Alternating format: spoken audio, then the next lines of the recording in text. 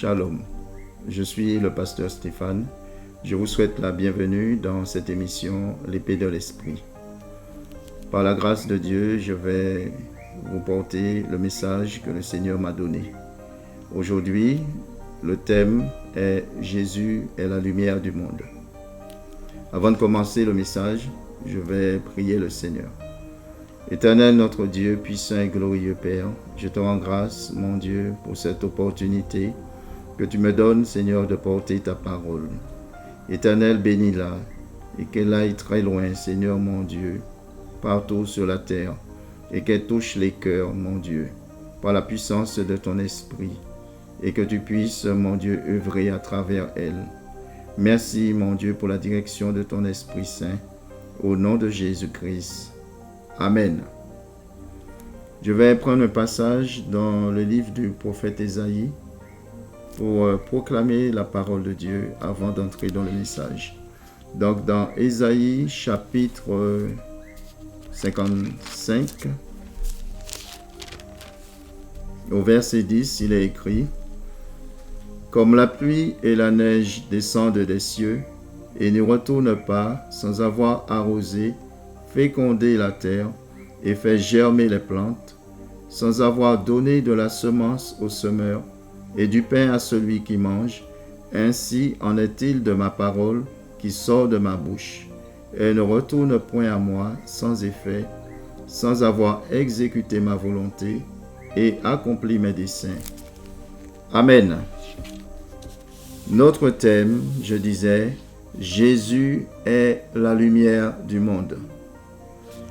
Au commencement, dans le livre de la Genèse, nous voyons que Dieu a mis une séparation entre la lumière et les ténèbres. Dans le livre, dans la première épître, ou plutôt la deuxième épître de Paul aux Corinthiens, au chapitre 6, 2 Corinthiens chapitre 6, verset 14.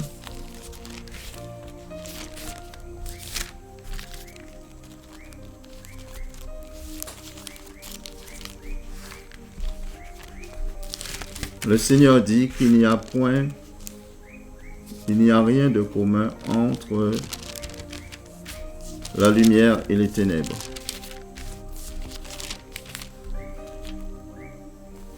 Verset 2 Corinthiens chapitre... alors, je ne suis pas... Nous n'y sommes pas. Voilà, 2 Corinthiens chapitre 6, verset 14. Ne vous mettez pas avec les infidèles sous un joug étranger, car quel rapport y a-t-il entre la justice et l'iniquité? Ou qu'y a-t-il de commun entre la lumière et les ténèbres? Amen. Donc, le Seigneur nous dit, à travers la bouche de son serviteur, que la lumière et les ténèbres ne peuvent pas cohabiter. Ils ne peuvent pas se mélanger, rester ensemble. Or, à plusieurs reprises dans l'histoire de l'Église, nous avons vu, nous pouvons le voir, qu'il y a eu des moments où l'Église a mélangé la fausseté et l'évangile de lumière. Elle a mélangé les mensonges à la vérité. Elle a mélangé le péché et l'adoration, la vraie adoration, l'adoration du Seigneur. L'évangile de Dieu, qui est la parole de vie, a perdu ainsi de son authenticité. Elle a perdu de sa pureté. Elle a perdu sa force spirituelle. La Bible dit que l'évangile est une puissance de Dieu pour le salut de quiconque croit. Les conséquences de ce mélange sont très graves. L'Église a sombré dans ce qu'on appelle un sommeil spirituel. Et quand nous regardons la parabole des 10 vierges, la Bible dit qu'elles se sont assoupies. Et dans le livre de l'Apocalypse, le Seigneur Jésus reproche à une église son caractère spirituel, son état spirituel. L'église est morte et elle passe pour être vivante. Beaucoup d'églises de Christ sont dans ce même état. La louange attire du monde, l'église est pleine, mais les conducteurs spirituels, ceux qui sont dans l'adoration et même le peuple de Dieu sont dans la pratique du péché. Et le péché le plus courant dans les églises, c'est le péché sexuel. L'apôtre Jean annonce à l'église que Jésus-Christ leur a appris que Dieu est lumière. Et cela est écrit à la fin, pratiquement à la fin de la Bible, dans la première épître de Jean au chapitre 1er. Je vais vous le lire.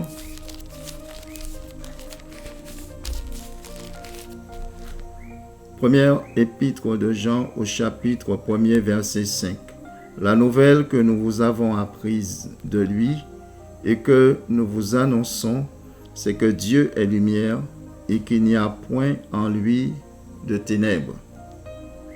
Pourquoi l'apôtre Jean trouve-t-il nécessaire, à la fin de la Bible, de nous rappeler qu'il n'y a point de ténèbres, que Dieu est lumière, qu'il n'y a point de ténèbres en lui? Qu'il n'y a point, cela veut dire qu'il n'y a point de mal en Dieu, qu'il n'y a point d'injustice en Dieu, qu'il n'y a point de fausseté en Dieu, qu'il n'y a point de mensonge en Dieu. La Bible nous dit dans le psaume 89 au verset 15 que la justice et l'équité sont la base de son trône. La bonté et la fidélité sont devant sa face. Pourquoi l'apôtre rappelle que Dieu est lumière et qu'il n'y a point de ténèbres en lui? C'est parce que le diable s'acharne. Le diable dont le nom, ou plutôt Satan dont le nom signifie accusateur, s'acharne depuis le livre de la Genèse, depuis le commencement, il s'acharne à calomnier Dieu dans la bouche des hommes impies.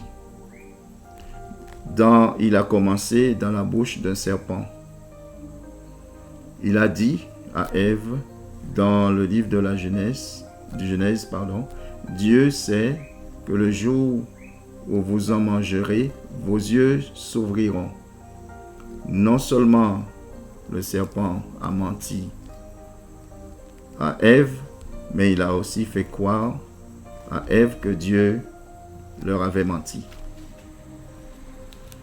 Au temps fixé par Dieu le Père, le Seigneur Jésus va venir pour pouvoir rétablir la vérité sur Dieu, pour pouvoir réconcilier les hommes avec Dieu. Dans le livre du prophète Ésaïe, au verset 42, Ésaïe chapitre 42, nous pouvons lire au verset 6. Moi l'Éternel, je t'ai appelé pour le salut, et je te prendrai par la main, je te garderai et je t'établirai pour traiter alliance avec le peuple, pour être la lumière des nations, pour ouvrir les yeux des aveugles, pour faire sortir de prison le captif et de leur cachot ceux qui habitent dans les ténèbres. Amen. Donc ici, nous voyons les missions du Seigneur Jésus. Nous pouvons approcher ce passage au texte de Ésaïe chapitre 61, à partir du verset 1er, où il est question de l'œuvre du Seigneur Jésus, de ses missions également. Donc, ce qui attire notre attention ici, c'est qu'il est dit que le Seigneur Jésus, le Seigneur Dieu le Père dit qu'il a fait alliance avec lui pour être la lumière des nations.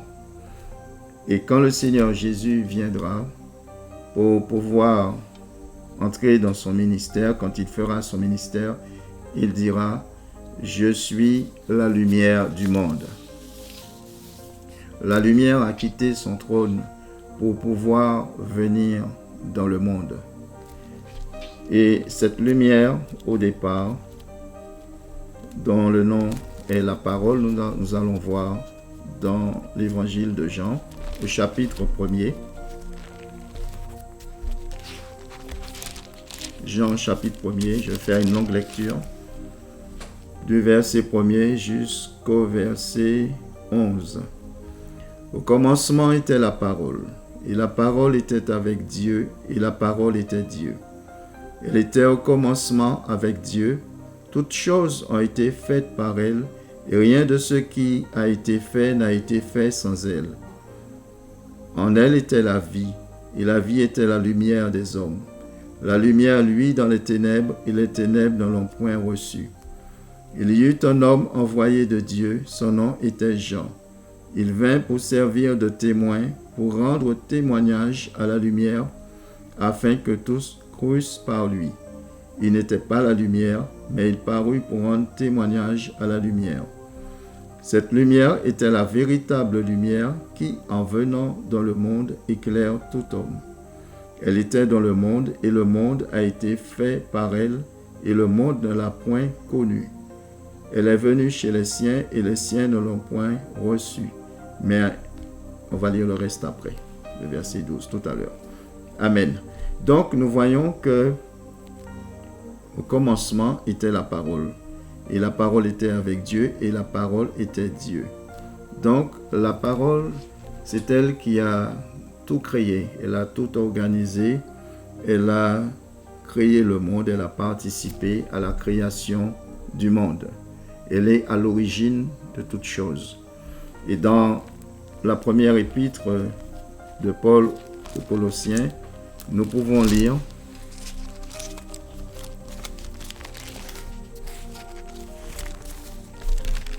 au verset 16, « Car en lui ont été créées toutes les choses qui sont dans les cieux et sur la terre, les visibles et les invisibles, trône, dignité, domination, autorité, tout a été créé par lui et pour lui. » Amen.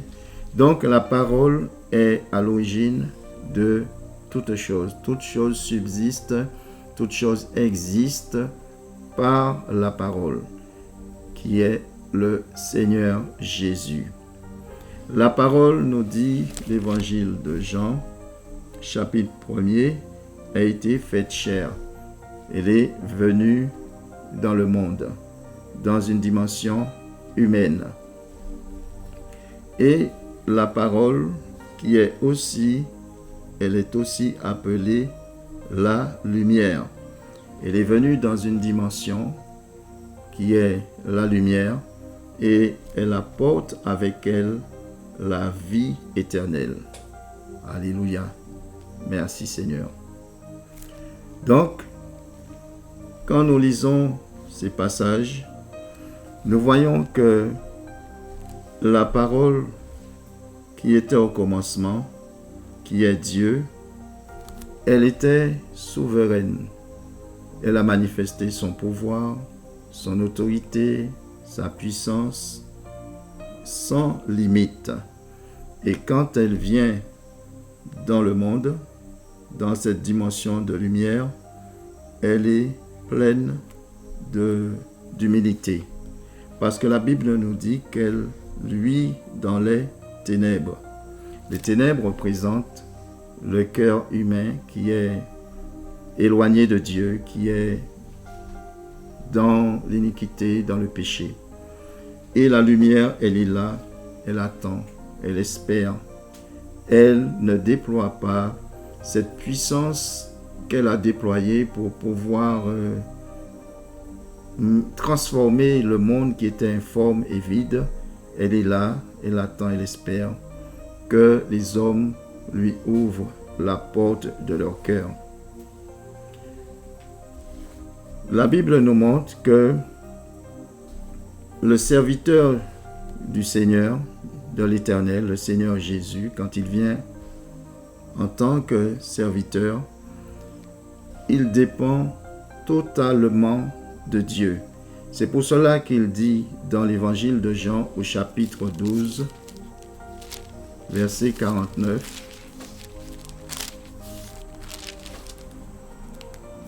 Évangile de Jean au chapitre 12, verset 49. Car je n'ai point parlé de moi-même, mais le Père qui m'a envoyé m'a prescrit lui-même ce que je dois dire et annoncer. Amen. Quelle dimension d'humilité. Quel contraste entre la parole que nous voyons au commencement qui ordonne et que toutes choses se mettent en place. Et là, nous voyons le serviteur, le Seigneur Jésus, qui est la parole, qui vient dans une grande, grande dimension d'humilité, qui dit que Dieu lui prescrit ce qu'il doit dire et annoncer. Amen. Donc, quand le Seigneur Jésus, il vient pour pouvoir faire la volonté du Père. La lumière, elle vient, la Bible nous dit, elle luit dans les ténèbres et les ténèbres ne l'ont point reçue. La lumière a été rejetée par les Juifs, le peuple de Dieu. La lumière a été rejetée par les hommes et n'a pas été acceptée. Pourtant, elle n'a pas forcé la porte des cœurs. Elle n'a pas essayé de s'imposer. Mais la Bible nous dit qu'elle a remis un pouvoir entre les mains de ceux qui acceptent de la recevoir, ceux qui la reconnaissent, ceux qui l'acceptent avec foi. Au verset 12 de l'évangile de Jean, chapitre 1er, mais à tous ceux qui l'ont reçu, à ceux qui croient en son nom, elle a donné le pouvoir de devenir enfants de Dieu, lesquels sont nés non du sang, ni de la volonté de la chair, ni de la volonté de l'homme, mais de Dieu. Amen. Donc tous ceux qui acceptent la parole, qui acceptent la parole de Christ, qui acceptent la lumière, c'est le Seigneur Jésus. La Bible dit que Dieu leur a donné le pouvoir de devenir enfants de Dieu. Donc si tu crois que Jésus-Christ est la lumière, le Seigneur te donne ce pouvoir. Et il te donne le pouvoir de naître de nouveau.